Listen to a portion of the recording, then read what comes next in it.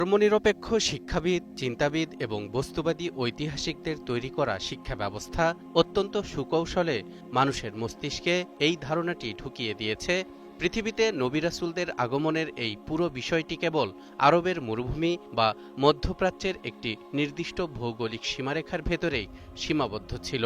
তারা ইতিহাসকে এমন একটি লেন্স দিয়ে দেখতে শেখায় যেন স্রষ্টা কেবল একটি নির্দিষ্ট অঞ্চলের মানুষের সাথেই যোগাযোগ করেছেন এবং অবশিষ্ট পৃথিবীকে, যেমন প্রাচীন ভারত, চীন বা আমেরিকার আদিবাসীদেরকে অন্ধকারের ভেতরে সম্পূর্ণ অনাথ অবস্থায় ফেলে রেখেছেন। কিন্তু পবিত্র কোরআনের সূরা ফাতিরের ২৪ নম্বর আয়াতে আল্লাহ তাআলা একদম স্পষ্ট ভাষায় ঘোষণা করেছেন, ইন্না আরসালনাকা বিল হাক্কি বাশীরান ওয়া নাযীরা ওয়া ইন মিন উম্মাতিন ইল্লা খালা ফীহা নাযীর। নিশ্চয় আমি তোমাকে সত্যসহ পাঠিয়েছি সুসংবাদদাতা ও সতর্ককারী রূপে, আর পৃথিবীতে এমন কোনো জাতি নেই যাদের কাছে আমি সতর্ককারী পাঠাইনি। তাহলে প্রশ্ন জাগে, পবিত্র কোরআনে উল্লেখিত ২৫ জন নবী রাসূলের সবাই কেন শুধুই মধ্যপ্রাচ্যের? দর্শক, আজ আমরা এই ভৌগোলিক রহস্যের এমন এক নিখুঁত গাণিতিক ও কৌশলগত ব্যাখ্যা খুঁজব যা প্রচলিত সমস্ত ইতিহাসকে নতুন করে ভাবতে বাধ্য করবে। ইসলামী ইতিহাস এবং নির্ভরযোগ্য হাদিসের বর্ণনা অনুযায়ী পৃথিবীর সূচনালগ্ন থেকে যুগে যুগে মানবজাতির হেদায়েতের জন্য প্রায় ১,২৪,০০০, মতান্তরে ২,২৪,০০০ নবী রাসূল এই পৃথিবীতে এসেছেন। আপনি যদি প্রাচীন পৃথিবীর জনসংখ্যার ঘনত্ব বিশ্লেষণ করেন তবে আপনি গাণিতিকভাবেই বুঝতে পারবেন এই বিপুল সংখ্যক নবী রাসূল কেবল মধ্যপ্রাচ্যের মরুভূমি অঞ্চলে আসেননি। তাহলে পবিত্র কোরআনে কেন কেবল ২৫ জনের নাম এলো এবং তারা কেন সবাই মধ্যপ্রাচ্য কেন্দ্রিক? এর উত্তর হল, একজন মাস্টারমাইন্ড আর্কিটেক্ট যেমন তার পুরো কম্পিউটার সিস্টেমকে নিয়ন্ত্রণ করার জন্য একটি মাদারবোর্ড বা সেন্ট্রাল হাব তৈরি করেন, ঠিক তেমনি পৃথিবীর ভৌগোলিক এবং ঐতিহাসিক মাদারবোর্ড হল এই মধ্যপ্রাচ্য। ওয়ার্ল্ড ম্যাপের দিকে তাকালে দেখা যায় মধ্যপ্রাচ্য হল এশিয়া, ইউরোপ এবং আফ্রিকা, এই তিনটি মূল মহাদেশের সংযোগস্থল বা কানেক্টিং নোড। প্রাচীন পৃথিবীর সমস্ত বড় বড় বাণিজ্যিক পথ বা সিল্ক রোড, মানুষের স্থানান্তর এবং সভ্যতার উত্থান পতন এই অঞ্চলটিকে কেন্দ্র করেই আবর্তিত হয়েছে। কোরআন আমাদেরকে ১,২৪,০০০ বা ২,২৪,০০০ নবী রাসূলের এনসাইক্লোপিডিয়া বা দীর্ঘ তালিকা দেয়নি, বরং এই সেন্ট্রাল হাবে নবী রাসূলদের সাথে ঘটে যাওয়া সবচেয়ে বড় এবং প্রভাব বিস্তারকারী ঘটনাগুলোকে কেস স্টাডি হিসেবে তুলে ধরেছে। কারণ এই কেন্দ্রবিন্দুতে যে বার্তা আসত তা বাণিজ্য পথগুলোর মাধ্যমে সবচেয়ে দ্রুত পুরো পৃথিবীতে ছড়িয়ে পড়ত, আর বাকি ১,০০,০০০-এরও বেশি নবী রাসূলদের পাঠানো হয়েছিল এই গ্লোবাল নেটওয়ার্কের বিভিন্ন শাখা প্রশাখায়। সেটা হতে পারে প্রাচীন ভারতে, হতে পারে চীন বা আমেরিকার গহীন অরণ্যে।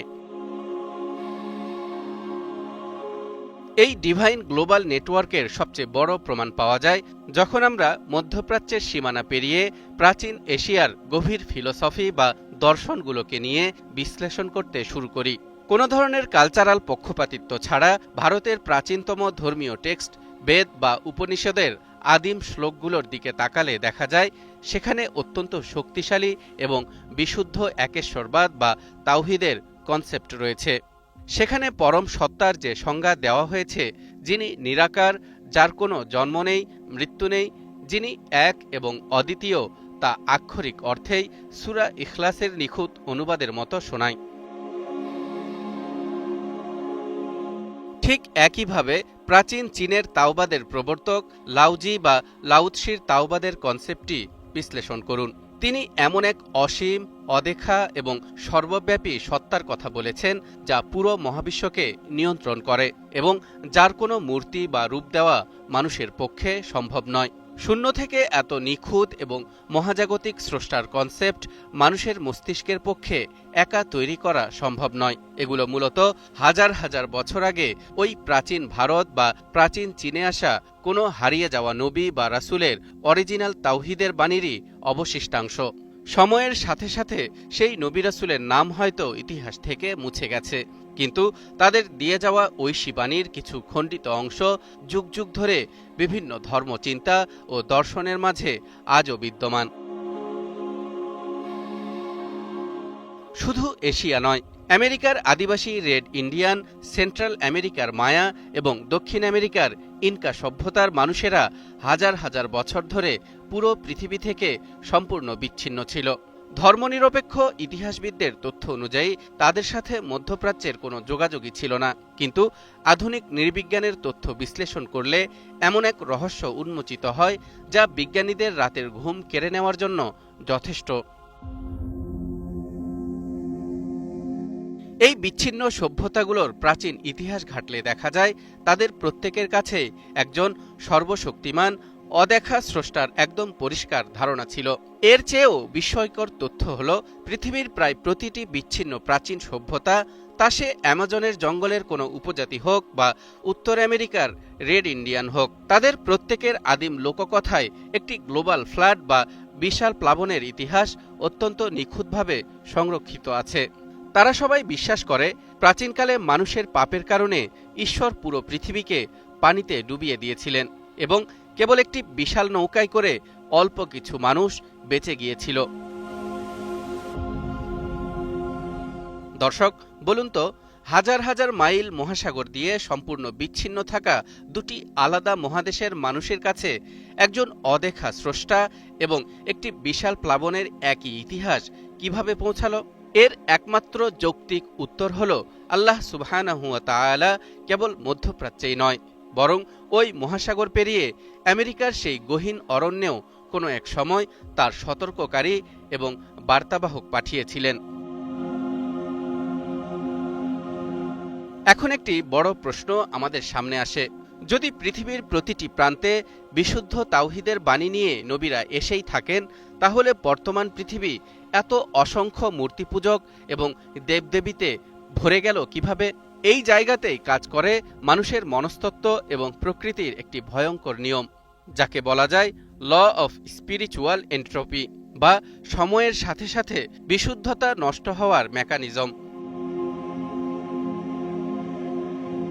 থার্মোডাইনামিক্সের সূত্র যেমন বলে মহাবিশ্বের সবকিছু ধীরে ধীরে বিশৃঙ্খলার দিকে যায়, ঠিক তেমনি ঐশী বাণীও সময়ের সাথে সাথে মানুষের হস্তক্ষেপের কারণে বিকৃত হতে থাকে।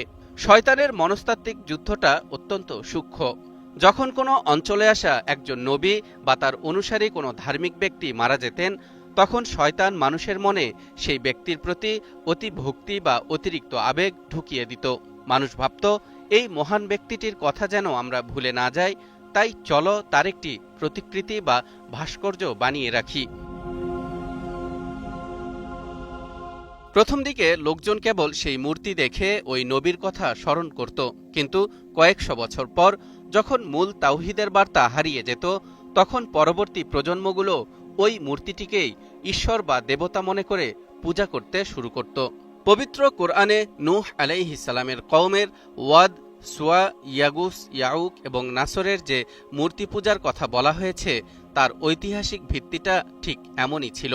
তারা সবাই ছিলেন অত্যন্ত নেককার মানুষ, যাদের মৃত্যুর পর তাদের অতিভক্তি করতে গিয়েই মূর্তি পূজার জন্ম হয়েছিল।